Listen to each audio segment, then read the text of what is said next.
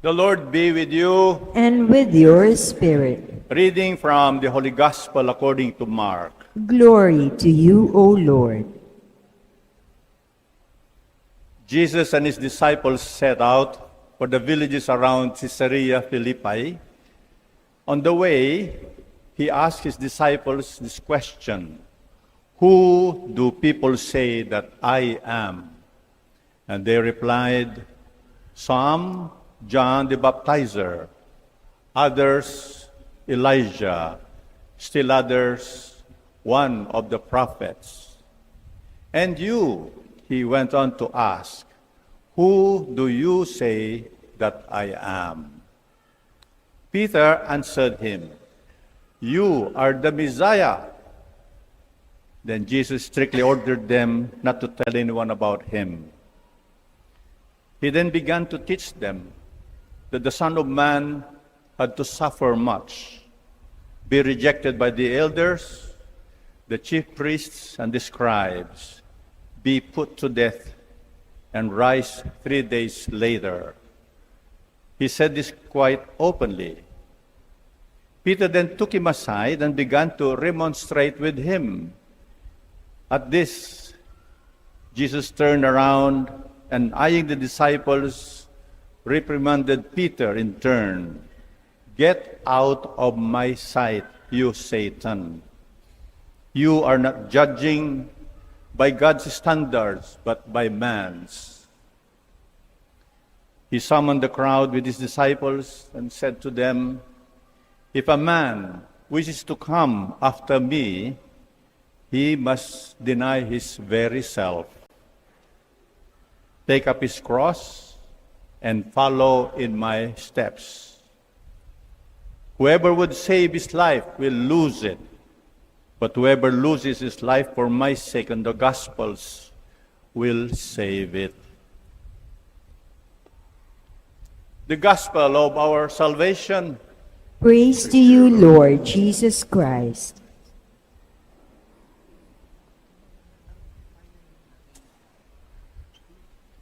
Come, Holy Spirit, bless these unworthy priests, that I may share with humility and with the heart, and that people listen with the Holy Spirit in their hearts. Come, Holy Spirit, come. Sisters and brothers, may we all just bow our heads. And you're here this Sunday. I am here. I'm back. 30 days of journey and hard work. And today, the Lord asks you, why do you come here every Sunday? Or you join the online Mass? Sino ba ako para sa'yo? Who am I to you? Sino ba ako para sa'yo? You sacrifice. You keep coming back.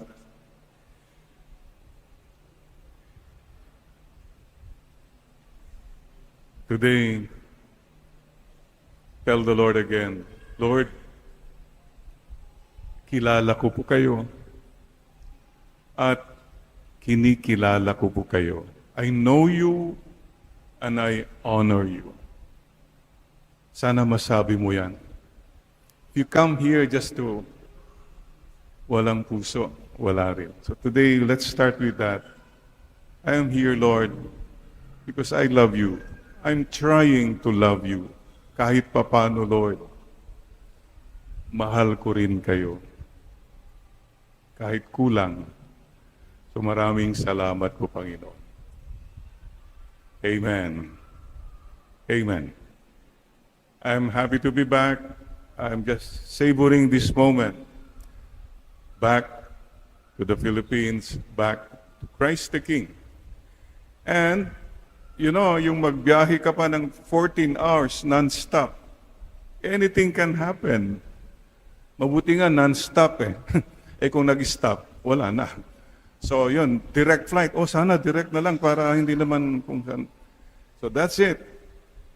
Thank God we are still alive.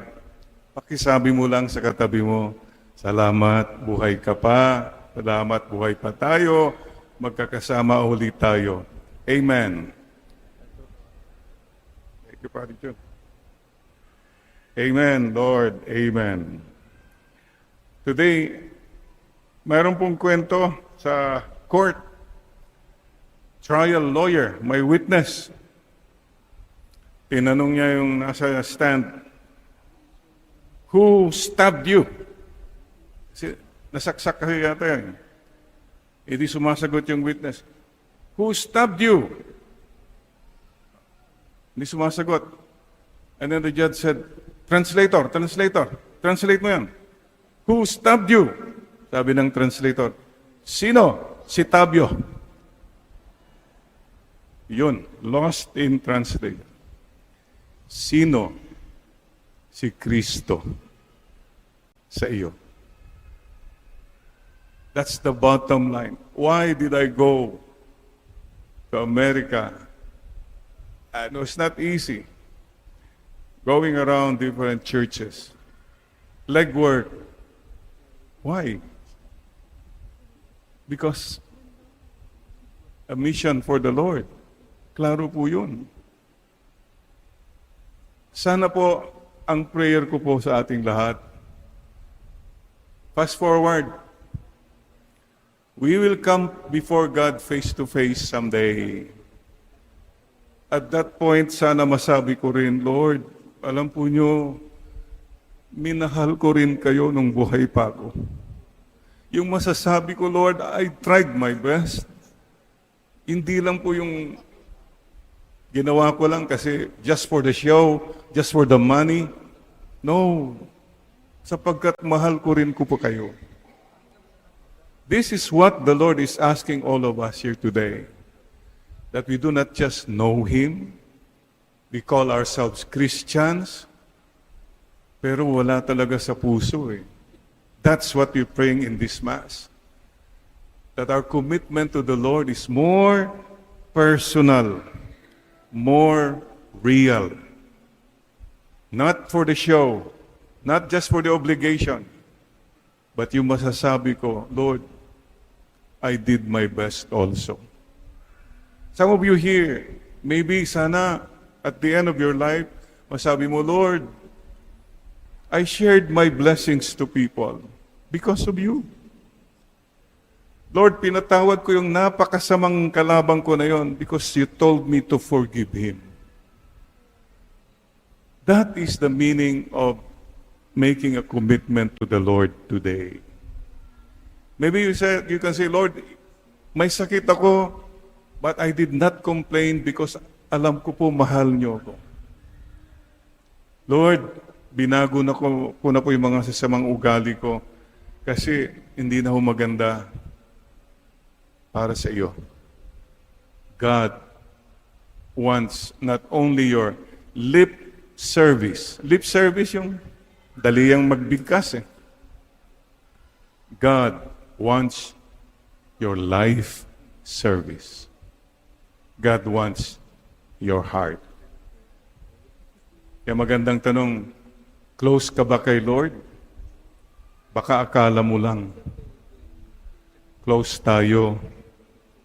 May closure dapat. Sabi ni Lord, closure.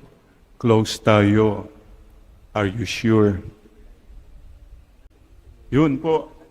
And in humility, we do this in humility. Wala po tayong pwedeng ipagyabang sa Diyos. Yung sasabihin mo, Father, nagsisilbi naman ako sa simbahan, ganito ako, etc. Hello. God wants your heart. God wants my heart. So I look back at the mission in America, I look at it as a gem. God encounter moments. What mattered most for me is that people experience God kahit papano. When they joined me, when we encountered them. Yun po ang pinaka-importante. Never mind the long journeys, never mind yung mga abala, may mga problema, never mind, because you focus on God encounter moment. Every Sunday, you come here for God encounter moment. Sana po, keep that in mind. When you can tell the world, I don't know what you say, anong sinasabi nyo, basta importante sa akin, kahit papano, minamahal ko rin ang Panginoon ko. Yun lang po, siguro. Who is Christ for you? Thank you, and please remember you two are a gem. God, encounter, maker.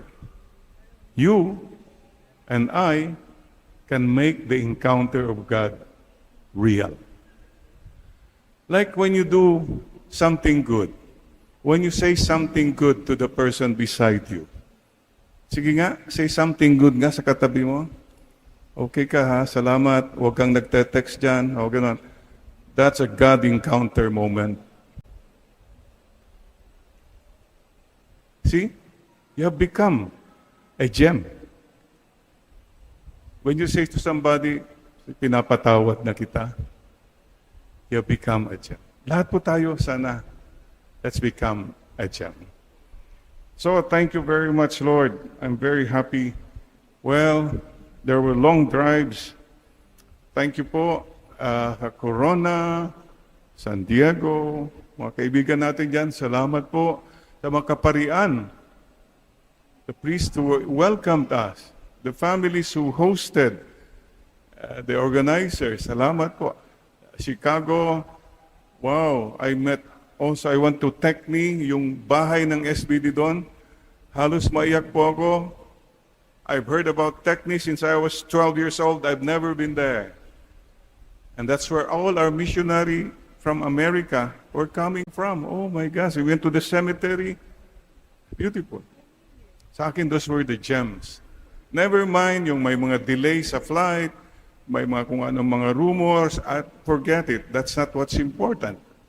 I am here because of the Lord. Sana rin ganun po ang ating mindset. Always focus on the Lord, not on the load. Listen to what God is saying, not what others are saying. Some of us are always worried what others say. Forget it. Others always say something negative. What does God say? Yun lang po, then you have peace. Kung papakinggan mo lahat ang sinasabi ng tao, wala kang kapayapaan. Huwag pong patulan. I listen to God more than anyone else. So sisters and brothers, please also, the Lord tells us today, number 1, deny yourself. If you want to follow the Lord, hindi mo ma-let go mga personal agenda mo, yung mga bad habits mo, yung mga agenda, then you have not denied yourself. You have enriched yourself. Ang dami po follower daw, pero yumaman ng katakot-takot. Nakakatakot po yun. In the name of God. Mga kapatid, deny yourself. Take up your cross. Oh, sino po sa atin ang walang cross dito? Father, wala akong cross. Baka ikaw ang cross nila. Don't be a cross to other people. May I ask you again just to bow your head. Lord, help me not to make life difficult for others from now on. Ang hirap na po ang buhay. Sana po, wag ko nang papahirapan pa ang buhay ng iba. Please make that decision. Sana walang nagdudusa, naghihirap, malungkot dahil sa iyo. Dahil sa iyo ba wala nang umingiti sa bahay? Dahil sa iyo ba palaging takot na lahat? Nagtatago, nagplay-placing na lahat? You have killed the joy. Don't kill the joy. Mga kapatid, please don't forget, take up the cross and follow Him. Sunod lang. Keep following the Lord. Focus tayo kasi susundan natin si Mama Mary, susundan natin si Lord, makakarating tayo sa ating final destination. Mga kapatid, Deny yourself, take up your cross, and follow the Lord.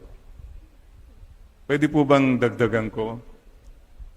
Deny yourself, take up your cross, follow the Lord with a smile.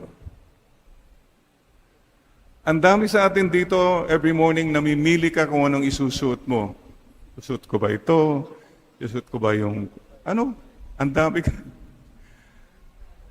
Ito po sa akin, pinaka-importanting decision mo every morning, magsusuot ako ng smile. Tignan mo yung katabi mo, mukhang nakalimutan yata nagsuot ng smile. Ayan. Check lang. Yan na. Minsan po, may mga debate nung seminarista kami. Magsusuot ba ako ng sutana o hindi? Susuot ba ako ng cincture o hindi na lang? Well, sa akin po, beyond that question is, sana siguraduhin mo nakasuot ka ng smile. O mayroon din, even now, a little issue, I don't know if it's little big, but mga madre, kung magsusuot ng belo or wala na lang belo. Well, for me, what matters is you wear a smile. You follow the Lord with joy. You follow the Lord, matapang ka, masungit ka, mayabang ka, sumisigaw ka. What's that? What's that? Entitlement, follower. We follow the Lord in humility. You know why? Lahat tayo makasalanan. We are not better than others. Forget that mindset. We respect, we trust the goodness of God in every person. Amen, Lord. Amen.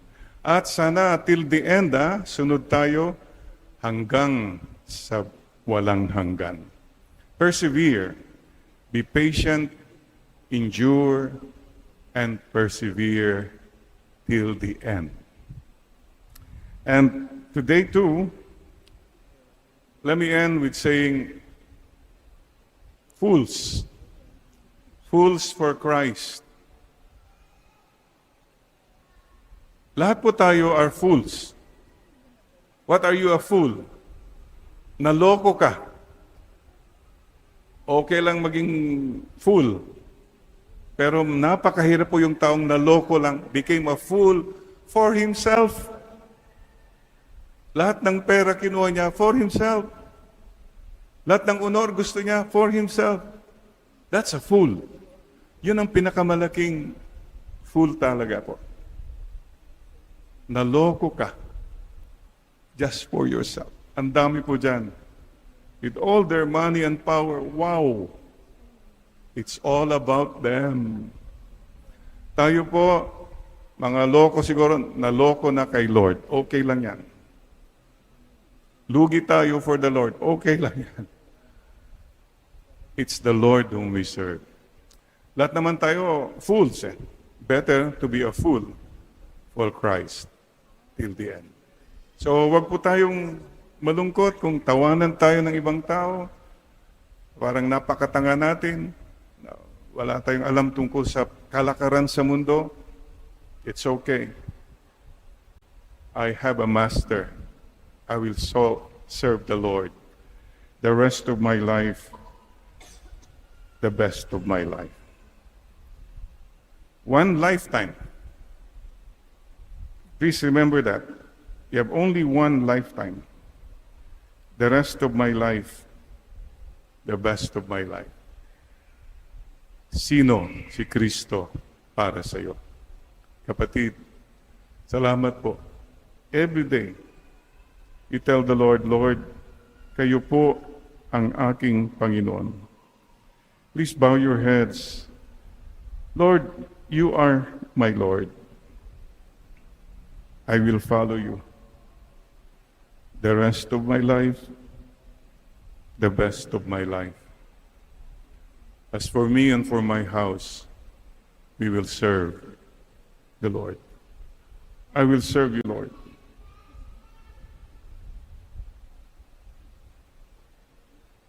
I owe you everything. Wala po akong pwedeng ipagmayabang sa inyo, Panginoon. All that I am, all that I have, and all that I have achieved, nanggaling po sa inyo. So today, again, I tell you, Lord, you are my Lord and my God. Please help me to rise above my life concerns, my problems, my agenda, and focus more on what I can be, what I can still do for you and for your people. At salamat din po sa cross sa buhay ko. And as I experience the cross, help me to remember that you are in the cross. Na sana po I come closer to you because of my sickness, because of my pain, my hurts. Yes, Lord. And I become a better person, not a bitter person from now on.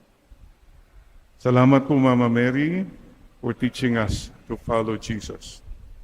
Not just halfway, but all the way.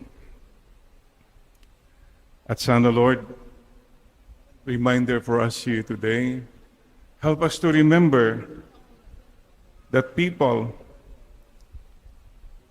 are more important than our gadgets, our computers, and so forth.